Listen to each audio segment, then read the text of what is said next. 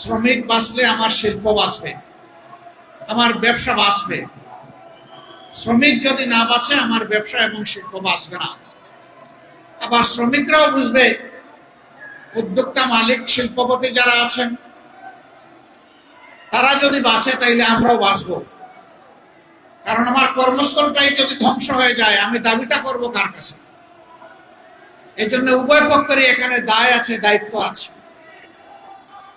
সত্যিকার অর্থে আমরা যদি একটি টেকসই বাংলাদেশ গড়তে চাই, একটি শান্তির বাংলাদেশ গড়তে চাই, তাহলে সমাজকে হাতে হাত ধরে পরস্পরকে সম্মান এবং ভালোবাসা দিয়ে এই সমাজকে গড়ে তুলতে হবে।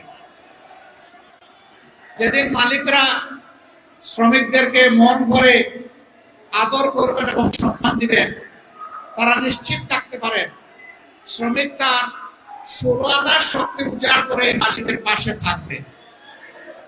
আর শ্রমিক যতদিন পর্যন্ত অনুভব করবে যে আমার মালিক তো আমাকে মানুষই মনে করে না, আপনি ধরে নেবেন সেও আপনার শিল্পের সংরক্ষণের দায়িত্ব কিছু মনে করবে না। উভয় পক্ষ আমরা ক্ষতিগ্রস্ত হব। এই জন্য শ্রমিক কল্যাণ ফেডারেশনের মূল কাজটি হচ্ছে মালিক এবং শ্রমিকের সমন্বয়ে একটি দরদি, একটি পারস্পরিক ভালোবাসা এবং সম্মানের সমাজ গড়ে তোলা।